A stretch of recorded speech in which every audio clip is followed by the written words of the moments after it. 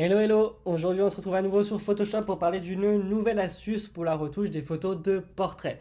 Aujourd'hui on va s'attaquer à comment faire pour accentuer la couleur de la bouche, pour la rendre un petit peu plus pétante et un petit peu plus vivante, lui donner un petit peu plus de place dans vos portraits. Donc aujourd'hui ça va être une vidéo assez courte et assez rapide puisque le principe est très simple. Comme la dernière fois, j'ai repris la même image, pas d'inquiétude, je n'ai pas fait la séparation de fréquence puisque pour les tutos, j'ai pas forcément besoin de la faire. Mais ces étapes-là de finition, je vous conseille de les faire une fois que vous avez déjà retouché la peau, etc. de votre portrait. On va s'attaquer tout de suite à comment mettre en place cette accentuation de la couleur de la bouche. On va commencer comme d'habitude par faire Commande J ou CTRL J, ou bien on fait glisser le calque sur le petit plus qui se trouve en bas.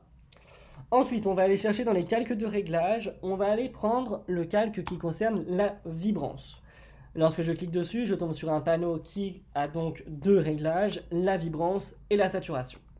Pour vous montrer un petit peu qu'est-ce que ça fait, je vais donc pousser la vibrance. Vous voyez que là, l'image a été déjà bien modifiée au niveau des couleurs, c'est beaucoup plus peps.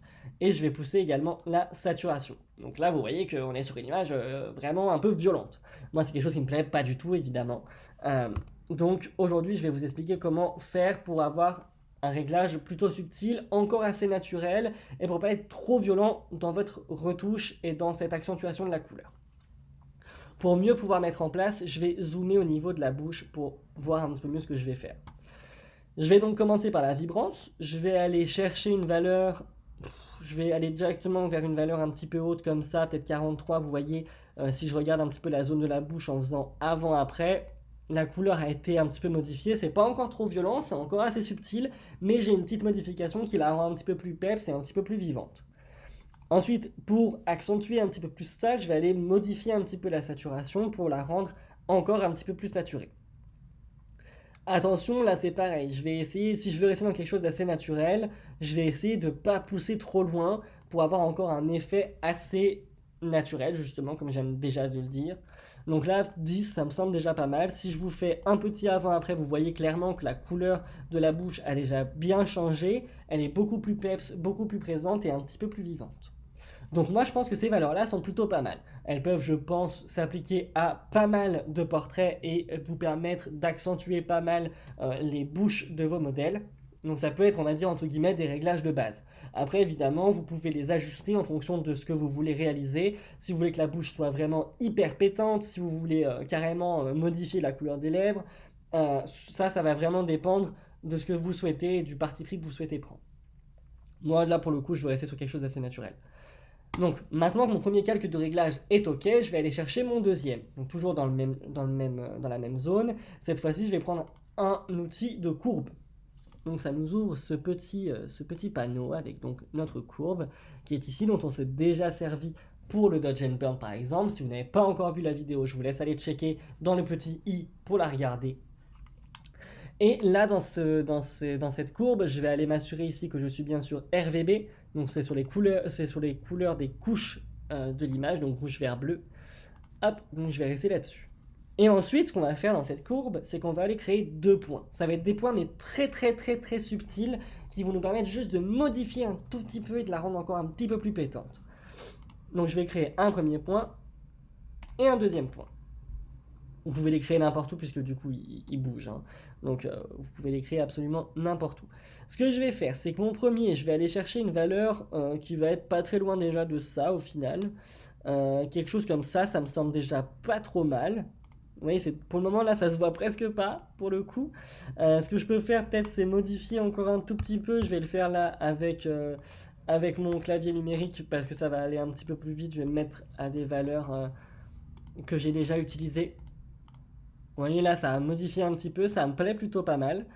Et en haut, je vais aller faire pareil, je vais aller chercher quelque chose d'assez subtil, je vais me replacer peut-être un petit peu plus vers le milieu de l'image et je vais aller chercher cette fois-ci quelque chose, on va monter un petit peu plus vers le haut, comme ça, hop. Hop, alors là, ça me plaît pas des masses, je vais peut-être voilà, remettre un petit peu plus comme ça ça reste encore un petit peu plus neutre. Vous voyez que grâce à cette courbe, j'ai quelque chose de beaucoup plus brillant, beaucoup plus pétant. On va beaucoup mieux voir du coup la bouche de ma modèle. Donc voilà, des petits réglages comme ça peut être déjà pas mal pour nous permettre d'accentuer encore un petit peu la bouche. En gros, pour accentuer la bouche, on va d'abord faire un calque de vibrance, où on va régler la vibrance et la saturation, et ensuite une petite courbe qu'on va mettre dans un une toute petite courbe, mais très légère, pour pas pousser trop loin. Donc ça, c'est nos deux calques de réglage pour s'occuper d'accentuer la couleur de la bouche. Maintenant, on va être face au même problème que toujours quand on applique un calque de réglage. Du coup, il s'applique à toute l'image. Mais je vous en ai déjà parlé dans, par exemple, la vidéo sur le Dodge and Burn, encore une fois. On va se servir des masques de fusion pour aller appliquer notre effet qu'à certaines zones.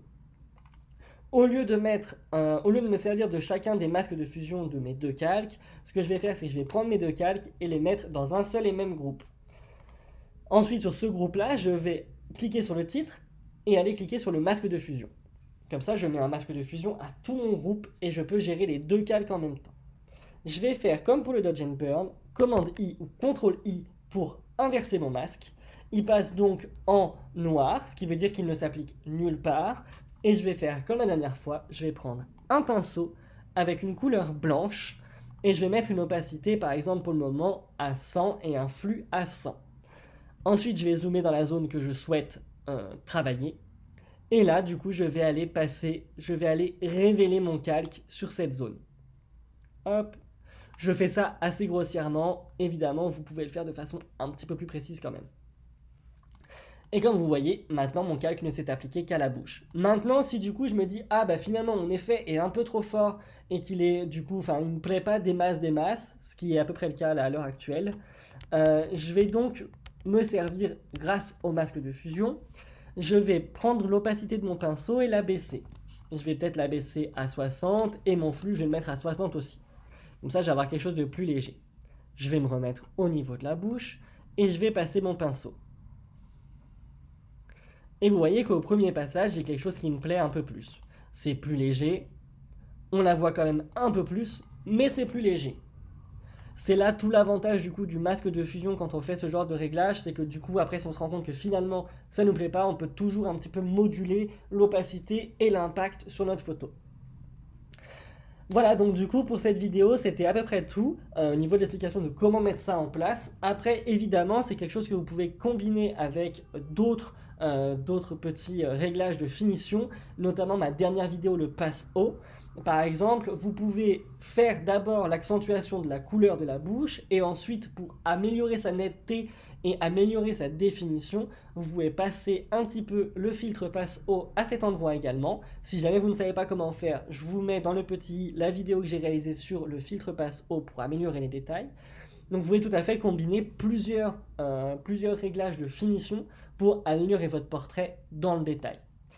Voilà, c'était tout du coup pour aujourd'hui. N'hésitez pas à liker et commenter cette vidéo. D'ailleurs, je vais commencer à faire d'autres vidéos qui ne seront pas que de la retouche, mais des choses sur la photographie un peu plus générale. Donc n'hésitez pas à me laisser en commentaire les sujets que vous souhaiteriez que j'aborde de façon un petit peu plus générale sur la photographie. Comme ça, je pourrais vous en faire des vidéos. Pensez également à partager cette vidéo et n'oubliez pas de vous abonner en activant la cloche des notifications pour ne rater aucune des prochaines vidéos. En attendant, moi je vous dis à bientôt. Salut!